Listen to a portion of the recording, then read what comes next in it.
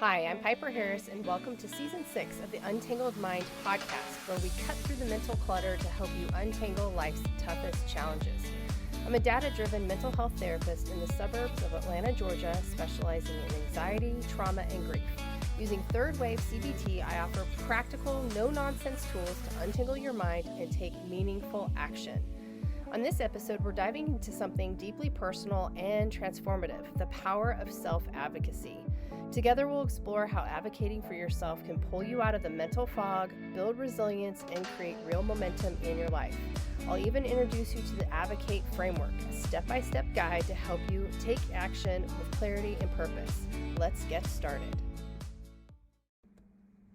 Hey there, welcome to Season 6. It is hard to believe that I have worked on this podcast for 6 years. It's followed me through when I was doing executive coaching, some nutritional behavioral coaching, and now ultimately as a mental health therapist. So yay, 6 years. So before we get into today's topic, the psychology of advocacy, first I want to say you hear that humming in the background. I am recording from home and I don't know what the humming is, so I apologize for that if it's driving you crazy. But first thing I want to say, did you know that this past Friday was National Quitters Day? Yeah, you got that right. So basically what we've learned through watching kind of trends is that about 2 weeks into the new year, most people give up their New Year's goals. Or resolutions. Those aren't really goals, and we can talk about that. But it's terrible, right? That most people, we can only manage 14 days. And it's just those hard, thought out resolutions, but they don't last more than 2 weeks. It's just, ouch, that doesn't feel good. So anyway, thinking about Quitters Day, I was really kind of considering what to kick off 2025 with. And what I want to say is that I have had many moments in my life, and I've seen it as well in my clients' lives, that we can move from self-pity to self-advocacy. So if you've given up those 2025 New Year's resolutions already, why don't you listen in? So let me start with a story where I was very concerned about advocating for myself. So recently, Susan, my business partner and director, had offered to me that a friend of hers was doing a podcast in an online event, and she had spoken to her friend about me highly, which is wonderful. She's always sharing who I am and what I do, and they were talking about that I would be a great fit for her friend's business endeavors. So this included a podcast and a online summit that she was doing. So as I listened to Susan, she was so excited to tell me about this. I felt this enormous pit in my stomach. And it wasn't because what she was saying was wrong or bad or that the opportunity wasn't great.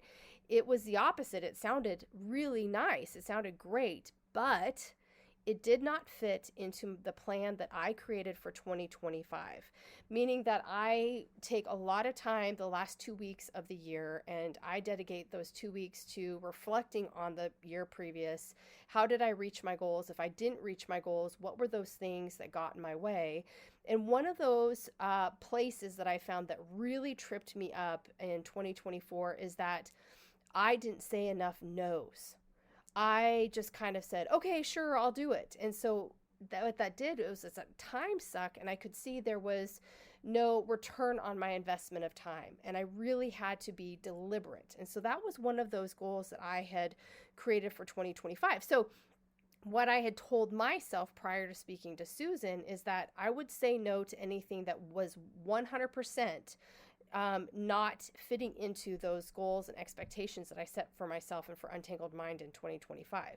And I really didn't want to tell Susan this. I didn't want to hurt her feelings or leave a bad taste in her colleague's mouth about me. I was so concerned about being very deliberate in this doesn't align 100%, but I did recognize that if I didn't effectively advocate for myself, meaning that I just stated, hey, this isn't a great fit for me, and follow through on those goals that I'd set, I would be in a situation where I knew I wasn't in alignment with those values and the boundaries that I set for the year. So I allowed my anxiety and that little what if monster roll around in my head. And if you followed me for a while, you can listen to some of the podcasts or read some of my blogs. I talk about the what if monster. The what if monster is the little monster that's roaring at you and you think it's so scary, and you turn around and he has no teeth. He's just gumming at you. So the what if monster really gets into your head. What if this? What if that? And it really invokes anxiety. But then what I did, so I allowed myself the anxiety and the what if monster for a limited amount of time. And then I said, okay, I need to use my advocate framework to help me work through my anxiety of speaking up. And we'll talk about my advocate framework today. But ultimately, I was able to let Susan know that I thought it was awesome that she was taking part in her friends' endeavors. But for me, they didn't line up with my goals for the year ahead. And, I don't think that she loved hearing this from me, but she does know me. She knows my character. She knows my values, and she knows that I've been working very hard toward making, thoughtful decisions on Untangled Mind. So let me ask you this. What about you?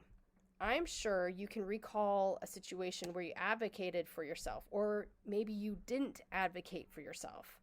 I've had other times in my life too where I could have advocated for myself, or I hoped, or I have those past situations where I was like, oh, I wish I would have spoken up.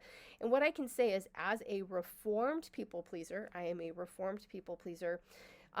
This is something, the self-advocacy, that I have had to practice over time. And that's why I was able to step into it recently with Susan, and really embrace that self-advocacy, boundary setting, saying no, all of those things is absolutely a game changer.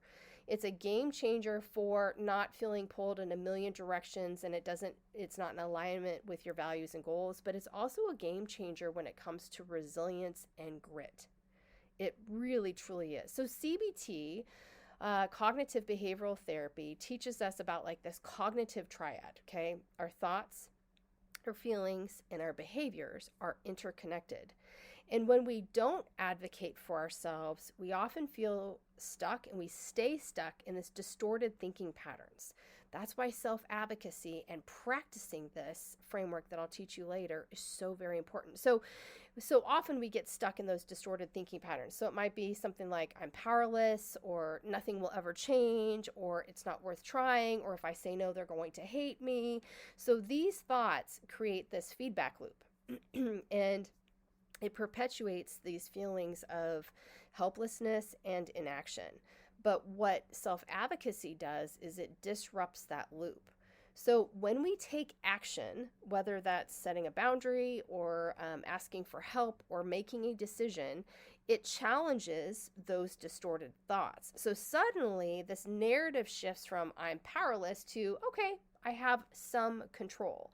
So much like when I was feeling that what if monster chasing me for speaking up and letting Susan know that I just can't step into this, rather than thinking, oh my gosh, she's going to hate me, this is going to ruin our business, this is, all the things, what I did is I stepped back and I said, okay, she knows me, she knows my character, she's probably going to have her feelings hurt a little bit, but I do know this is in alignment with my goals, and I do know that she knows me. Does that make sense? So I reframed the what if monster from scaring me and keeping me paralyzed to, okay, let's think through this logically and not allow feelings to distort, or distorted thoughts to come into the equation.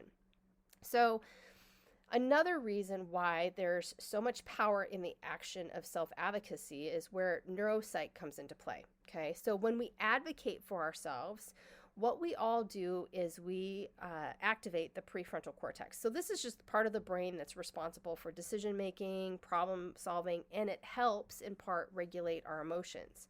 So at the same time, when we step into that power of action in self-advocacy, what we do is we start to reduce the activity in the amygdala. So that's your brain's fear center. So with the Untangled Mind pathway, you can find this on my website, we really work from the bottom up. So we work to regulate and the amygdala, that fear center, that, oh my gosh, they're going to hate me. Oh my gosh, I can't do this. So what we do with the Untangled Mind framework and pathway is that we work from the bottom up. We calm that amygdala, and we work up to that ability to reframe those distorted thoughts. So again, What you can do by using this advocate framework I'll teach today and using self-advocacy is that it allows you to reduce the activity in the amygdala that tells you that there's a bear chasing you, everybody's going to hate you. And it allows you to step into more logical thinking in that prefrontal cortex. So if you're advocating for yourself, what happens is that even though you might feel overwhelmed, when we step into self-advocacy, we feel more empowered, and that calms our nervous system. So it really creates this physiological shift. It's literally rewiring our brains toward resilience and grit. So additionally, when you step out of kind of that self-pity, mud rolling, anxiety, what if monster stance, you're choosing that, I really don't feel like stepping up and telling Susan how I'm feeling. Like, this really is causing anxiety. When we step up against that, what we also do is we activate something called the anterior mid-cingulate cortex. Woo! Okay, so we're just going to call the AMCC. And so this is a region of the brain that's involved in decision making, emotional regulation, and error detection. But here's the cool thing about this part of the brain.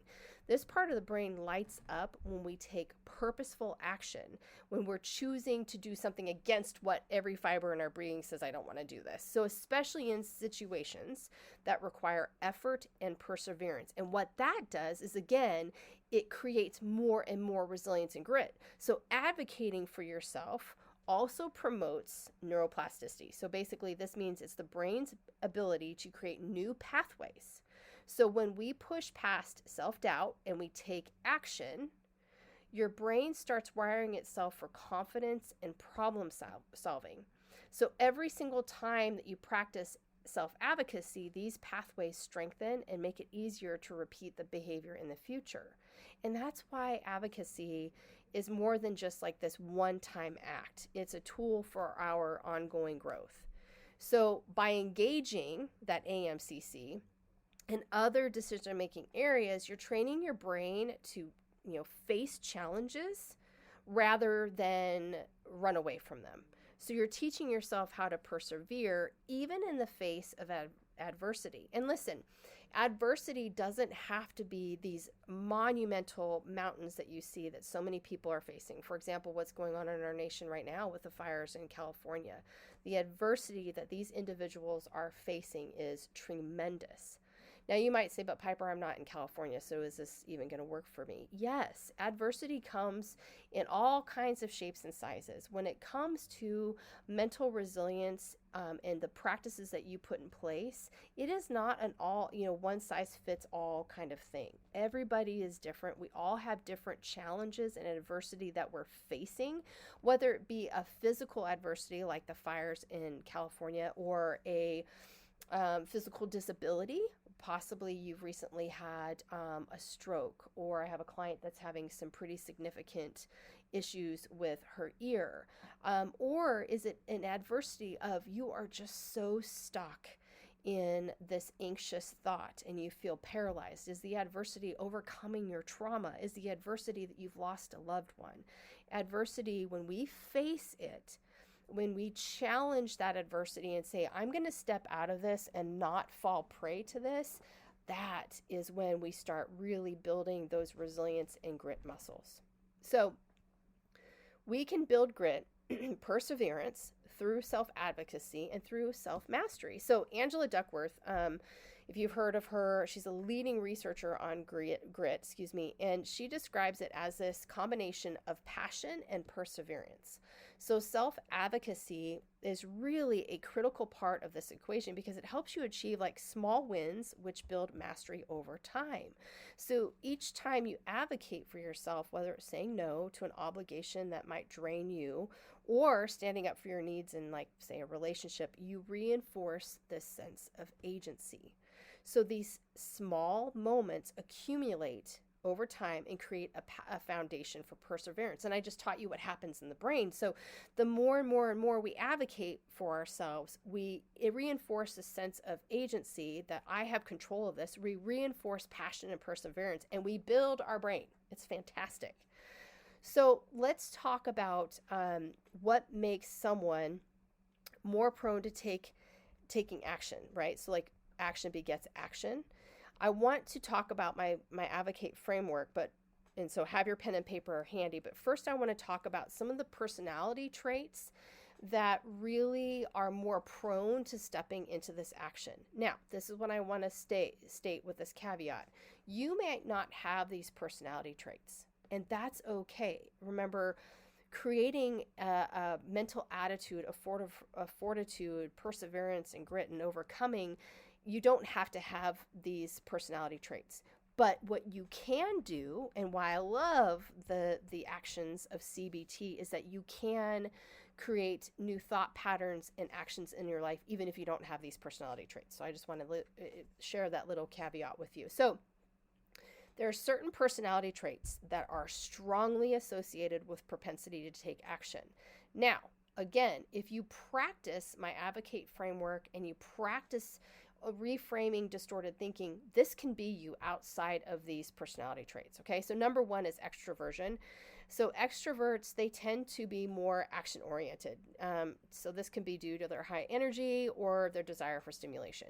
They often feel comfortable in dynamic environments, so ever evolving environments, because it encourages activity and decision making. Okay. Number two is something called conscientiousness. So people with high conscientiousness are driven by a sense of duty, discipline, and goal orientation. I can tell you I'm very high in this area personally. I like goals. I like black and white. I like going for them. But what I will say is that can sometimes bite me in the butt. So again, these aspects of personality, it's like two sides of a coin. Sometimes they're great, sometimes they're not so great. Okay, so for people with high conscientiousness, they plan and they execute tasks with perseverance, persistence, and it makes them more likely to step into this instead of procrastinate for long bouts at a time. Number three, they're open to experience. So this is openness. So those with high openness are very curious and they're willing to explore new opportunities. So their willingness to try something new leads them to take action, especially in novel situations. Novel situations just means new situations. And by the way, the brain loves novelty. So for example, if you're stuck in procrastination, if you're really stuck there, then do something novel. So I suggest this to clients a lot when they really are just stuck. Life really has thrown them a lot of punches. And so what we do is we look at how can we feed the brain and make the brain a little more happy.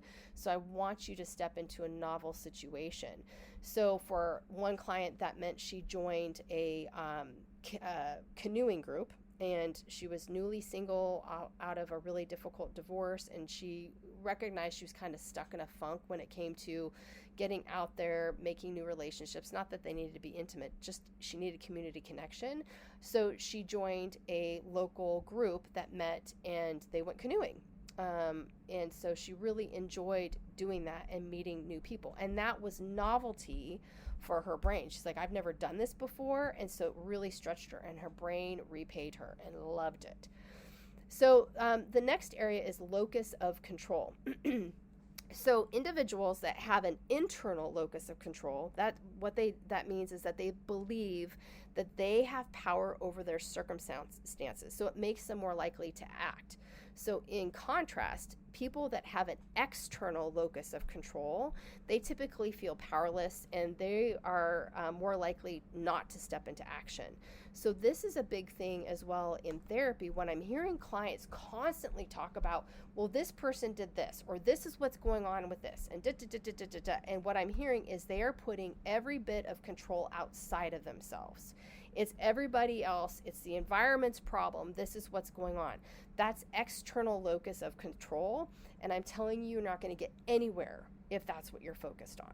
So what we do is we navigate shifting those distorted thoughts and actions to a more internal locus of control, which increases their intrinsic motivation or their internal worth system. Okay. Lastly, aspect of personality is proactivity. So proactivity in that personality trait, basically they have a tendency to identify opportunities and they take initiative. So even though there might be some negativity, they persist because they really do believe that meaningful change occurs when they're proactive. So these people, the proactive personality traits are really predictive of action taking. They're like, okay, I hit a roadblock. How do I move past this?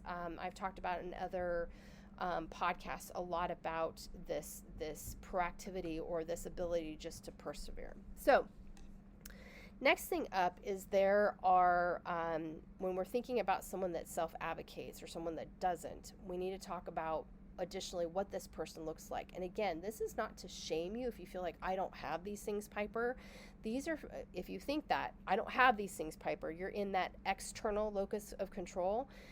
When you're hearing this, what I want you to reflect on is, how can I shift in ways my thought process and my behaviors toward more of these predictors to having an action mindset and resilience and grit. Okay, so several psychological mechanisms also play a role in determining whether someone takes action. So the next one is self-efficacy. So this is, again, ties into that internal locus of control. So what self-efficacy is a belief that you have the ability to achieve certain goals. So people with high self-efficacy are more likely to take action because they trust their capability to influence outcomes. So they approach challenges with confidence rather than fear. Self-efficacy is one of those muscles that you have to work out over and over and over time, okay?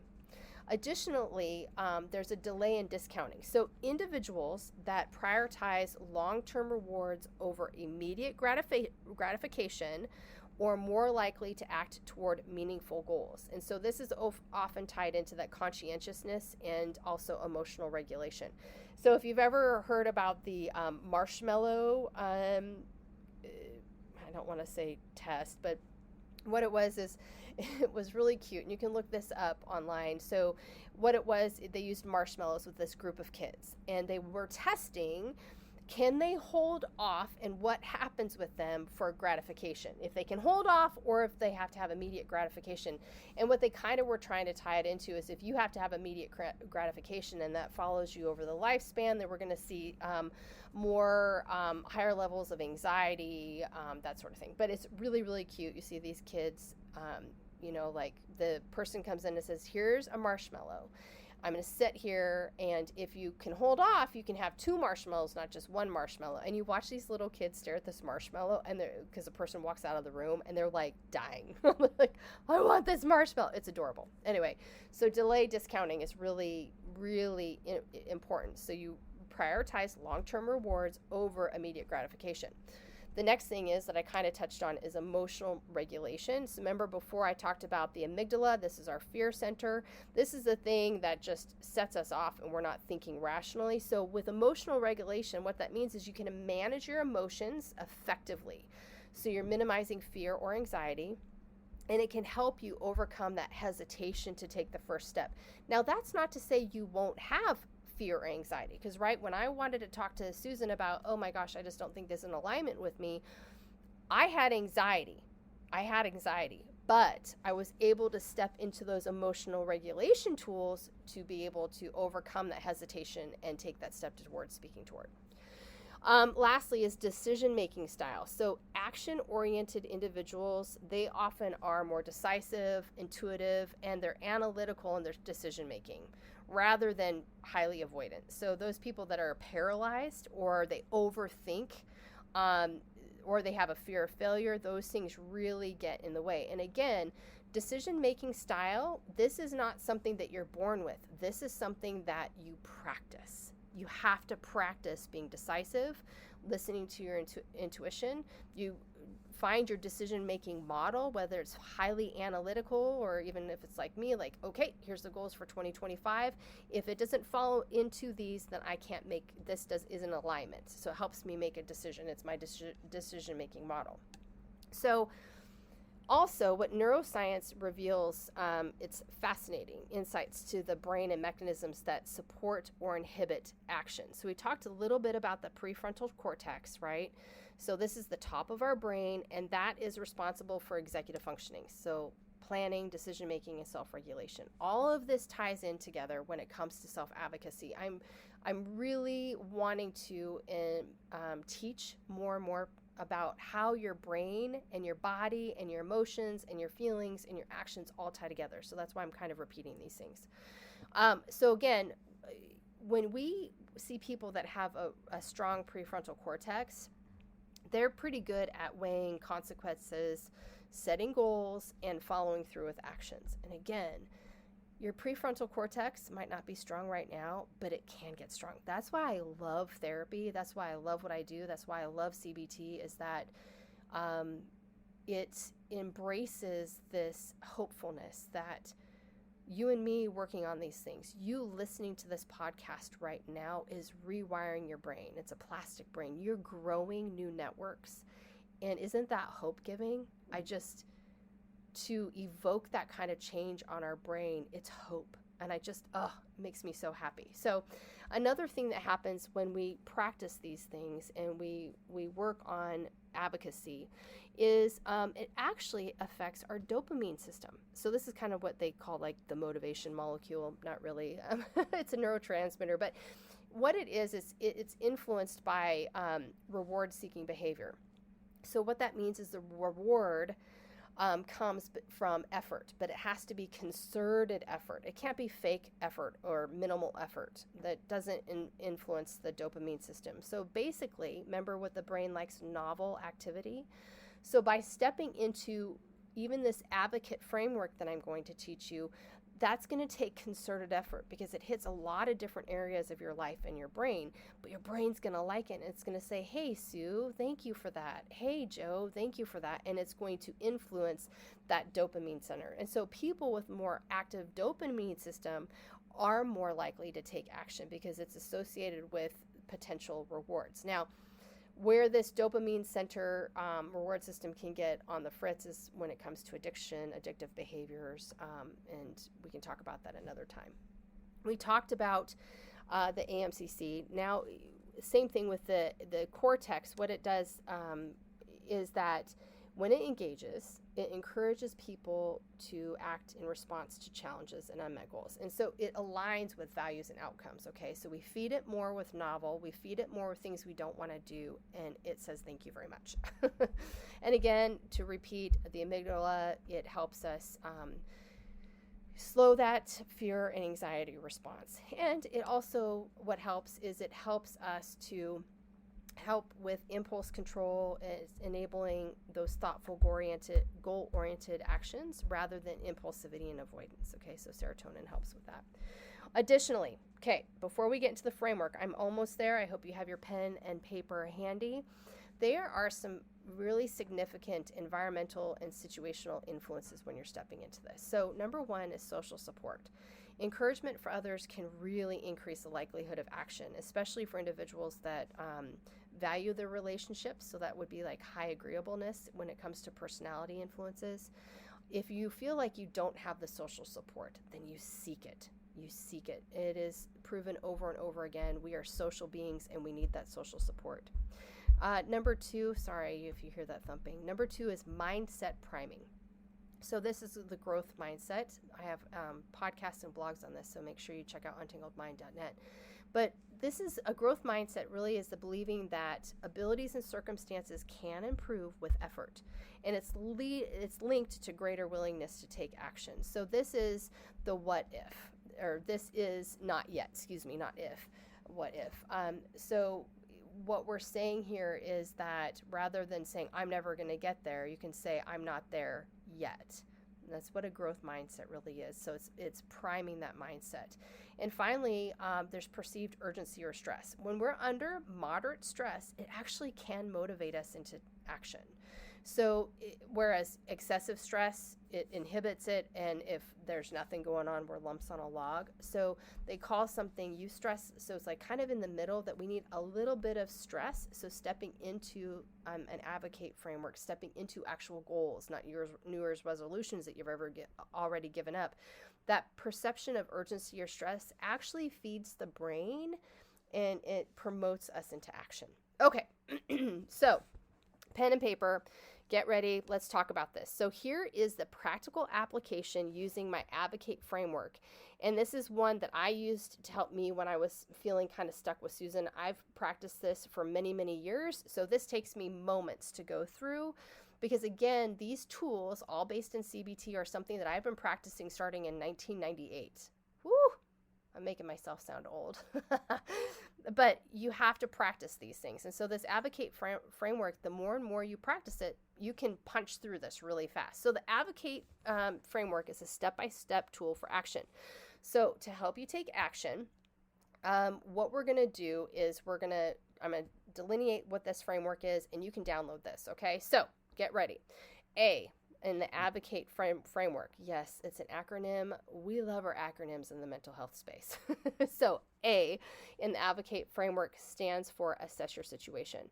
So before you can even begin to advocate for yourself and build that resilience and grit, you need to find clarity. So ask yourself, what's happening right now? And what do I need to feel supported or regain control? Okay. What's happening right now is key. Not what am I feeling about what's happening right now, because that's the problem. If you go straight to feelings, it's not gonna help you. I've talked about this before too. Feelings aren't facts. They're an indication of something. But what I want you to do when you start with A for assess, you have got to step out of it as if you're an observer, not a participant. So what's actually happening right now? Not how am I feeling about this, what's actually happening right now, okay?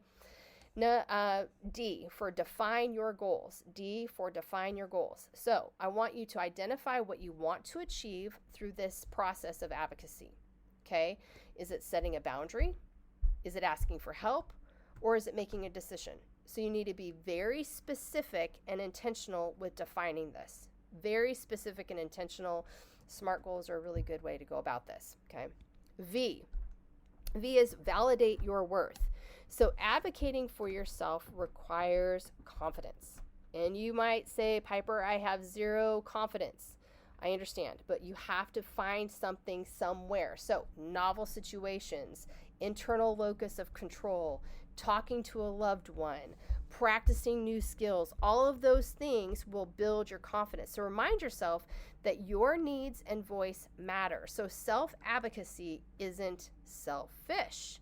It's essential for well-being. So that is, again, where that internal locus of control comes into effect. If you only look on the outside of yourself, you're validating your worth is going to be very, very difficult, okay? All right. O for advocate. Outline your plan. So you need to break down your advocacy, your self-advocacy, into actionable steps. So, for example, if you need to have a difficult conversation, plan what you'll say and how you'll approach it. So for my situation with Susan, I had already laid the groundwork when I had created my vision and mission and yearly goals for 2025. I knew what my framework was, so I was able to step into that conversation. C is communicate clearly. C is communicate clearly. So effective advocacy relies on clear, direct communication. You use I statements to express your needs without blame or defensiveness. So, for example, I need some interrupted time to focus on this project. Okay, that's an option. Or for me, Susan, this is awesome, and your friend sounds fantastic, but I have placed a boundary for myself to say no to opportunities that don't 100% align with my goals for the year. Okay, so C is communicate clearly. The next A is align with your values. You must make sure that your actions align with what's important to you. Advocacy feels more empowering when it's rooted in your values and long-term goals. I value openness that Susan and I have. I also value that I've worked hard every year to prepare a plan for Untangled Mind, so I hold to it firmly. I believe in the commitment and steadfastness of these goals that I've set for best outcomes. Here's the thing, too, that I recognize a lot in session with clients is like, I don't know what my values are, Piper. I have no idea what I value. And often they start with external. Well, I value my house. Well, I value my car. I'm like, oop, okay. That's valuing a material possession, but what are your values? Those things that drive your life, those things that drive your thought processes. And we have to walk through, what do you value? Most people don't think about this, and it's so key to your growth. It really is. All right, T, take the first step. Yep, the hardest part of self-advocacy is often starting, okay? So remember, action creates momentum. You take one step and let it build from there. And remember what I said, I'm a reformed people pleaser. This took me years and years and years of work to speak up, hold fast, and not worry about someone's reaction to me. I can't. You can't. Their reaction is not about me, it's about them. And that's taking the first step, okay? And E, finally, evaluate and adjust. You can't do this advocate framework one time. This is constant, consistent effort. So after taking action, you reflect on the outcome. You ask yourself, what worked? What could I do differently? Next time. So this reflection strengthens your ability to advocate effectively in the future. So that's the framework. Advocate stands for A, assess your situation. D, define your goals. V, validate your worth. O, outline your plan. C, communicate clearly. A, align with your values. T, take the first step. And E, evaluate and adjust. So advocacy is more than just a tool for problem solving. Really, it's a mechanism for rewiring your brain. Remember, I just have so much hope in the work I do, and you listening, you are rewiring your brain just simply by listening, but don't stop there. When you advocate for yourself, you disrupt those negative thinking patterns, like I'm powerless and I'm nothing will ever change. And each act of self-advocacy creates a positive feedback loop between your thoughts, emotions, and behaviors. It's reinforcing that sense of control and competence, okay? So if you're feeling stuck, start small. Use the advocate framework to identify one area where you could take action. And remember that advocacy isn't about these giant gestures. It's about consistently showing up for yourself and practicing this, even in the little things, okay? So to wrap up, I want to leave you with this. Self-advocacy is definitely a form of self-respect. It is a declaration that your needs and voice matter. And when you advocate for yourself, you're not just surviving, you're building a life rooted in strength and resilience, okay? When you advocate for yourself, you're not just surviving. I know so many of you are just surviving, and I want so much more. When you advocate for yourself, you're building a life rooted in strength and resilience. So if you'd like that advocate framework, head on over to my website at untangledmind.net/advocate-framework, and you'll find it there, and you can download it. So thanks so much for joining me today. I really hope that you may have given up those 2025 New Year's resolutions, but we're only 2 days from the National Quitters Day. I hope you can say to yourself, you know what, I'm going to pick myself up. I'm going to start utilizing this framework. I'm going to take my control back for 2025. Stop giving up. If you practice this advocate framework, if you understand what's happening with your brain, if you understand what's happening with practicing things that are outside of your norm, you are building those resilience and grit muscles, and I know you can do it. That's it for today's episode. Thanks for tuning in. I hope you're walking away with tools and insights to untangle your mind and take meaningful steps in your life. If you're ready to work with me on anxiety, trauma, or grief, please visit my website at untangledmind.net to learn more and connect. And if you found this episode helpful, I'd love for you to rate and review the show on your favorite podcast platform and share it with those who might benefit. Thanks so much for listening to Untangled Mind Podcast. I'm Piper Harris, and I'll catch you next time.